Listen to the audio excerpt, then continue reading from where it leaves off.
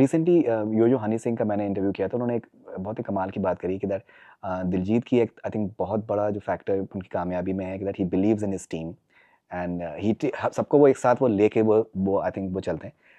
I think which is absolutely phenomenal as well. So ये जो collaboration की अगर हम बात करें आपके और दिलजीत के बीच में, वो कैसे होता है? बिकॉज देखिए मैं यहाँ पर मैं आपसे ये इस तरीके से कहना चाह रहा हूँ कि अभी रिसेंटली जैसे बीसी प्ले स्टेडियम में वैंकूवर में जिस तरीके का जो हुआ, आई थिंक टेलर स्विफ्ट के बाद में किसी अगर आर्टिस्ट ने किया है तो वो दिलजीत ने किया है। यहाँ पर टोरंटो में रॉजर्स एरिना में जो हुआ वो हिस्टोरिक रहा है। नॉर्थ अमेरिका यूएस में all the shows which have happened. देखिए वीकेंड के ऊपर पब्लिक को लेके आना मुश्किल होता है, यहाँ तो वीकडेज के अंदर बंदा 15-20 हज़ार लोगों को वो लेके आ रहे हैं।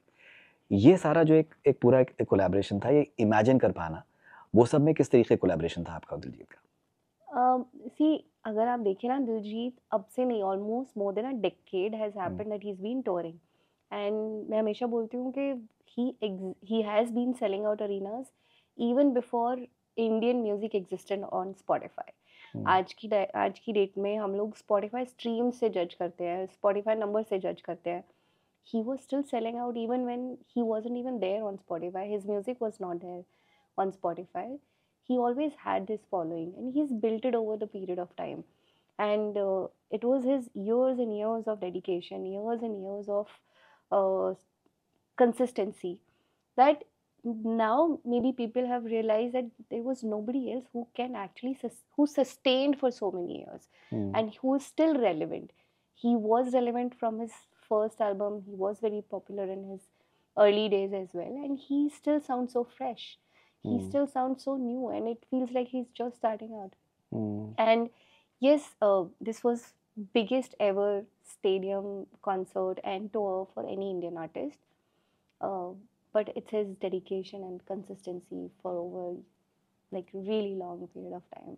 राइट, अभी आई थिंक लंदन में बैक टू बैक 3 दिन आई थिंक शोज उनके हैं, which is I think which is absolutely brilliant. For example बात करें जो सबको लाइट्स जो सारे ऑडियंस में होता है, वो कैसे plan, how do you guys plan on something like this? Because complete अंधेरा है, वो सब रोशनियाँ, बिकॉज मैंने खुद एक्सपीरियंस किया है and I think it's absolutely surreal because I have covered a lot of concerts over the years, लेकिन वो जो एक्सपीरियंस था वो बहुत ही यूनिक था and it was very well managed as well. तो वो कैसे होता है, क्या उसका what's the entire idea behind that? If you ask me the process of it, हम लोग बहुत रिहर्सल्स भी करते हैं और जितनी दिलजीत रिसर्च करते हैं ना, मतलब वो सारे कॉन्सर्ट्स अराउंड द वर्ल्ड जो हो रहे हैं, what new can be added to the show, what new element can we bring to the tour, it's his idea. Then उसको एग्जीक्यूट कैसे करना है, who is the right person, what would be the right team, what is the right vendor that I should hire, how do I execute it, is my role. And then उसकी rehearsals होती है। और एक और भी चीज़ है कि ये ओवरनाइट नहीं हुआ है, और ये ऐसा नहीं है कि ये पहला टूर था and we started off with this grand success. हमने पिछले कुछ टूर में बहुत सारी गलतियाँ भी की, या जब जब शुरू किया था इंटरनेशनल टूर करना तो तब इतना स्मूथ नहीं था। जब पहली बार किया तो बहुत ब्लंडर्स हुए, कई बारी वेंडर्स टाइम पे प्रोडक्ट मतलब प्रोडक्शन नहीं पहुंचा रहे हैं जी, कई बारी वेंडर्स ने कमिट कुछ किया बट एक्चुअली में इन्वेंट्री कुछ और आई, ये सब भी हुआ है। ये सारी गलतियों के साथ सीखने के बाद करते करते करते after like really long time we've been able to set up a system, set up a process. Now I can say it's mostly like plug and play, but it has actually like we've dedicated a lot of time towards making it happen in such smooth manner that it looks like it's very well organized. But हमने बहुत गलतियाँ की हैं पहले, जिन गलतियों से सीखा है। नहीं, आई एम श्योर कि वो तो मेरे ख्याल से वो आई थिंक हर कोई गलती करता है, लेकिन जो मेरा ज़ाती तजुर्बा था वैंकूवर में, और मैंने बहुत से कॉन्सर्ट्स मैंने देखे हैं, you know there was not a single goof up.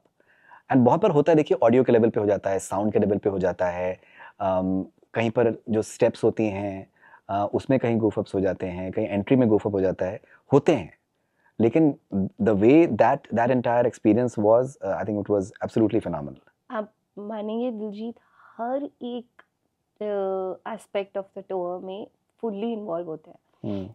ये स्टेडियम था हमारे लिए पहला एक ऐसा बड़ा कॉन्सर्ट होने वाला था जहाँ पे more than 55,000 people were coming all together, He spent entire day, a day prior to the show, just fixing the sound, just making sure that every single corner of the stadium should be able to receive the performance that he wants to deliver.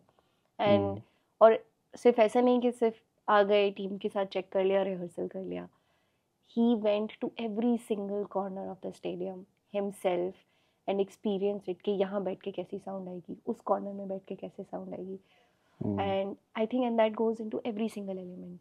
वो dance performances क्या होने वाली हैं, who will be the dancers, what's gonna be the costume, ये सारी चीज़ें उनसे approve होती हैं. ये सारी चीज़ों में उनका खुद का एक विजन होता है. तो ये सब विजुअल्स क्या चलेंगे, लाइट्स कैसी होनी चाहिए, कौन से गाने में मेरी एलईडी पे क्या चलने वाला है, ये सारा कुछ creative element, every single thing has his attention and input.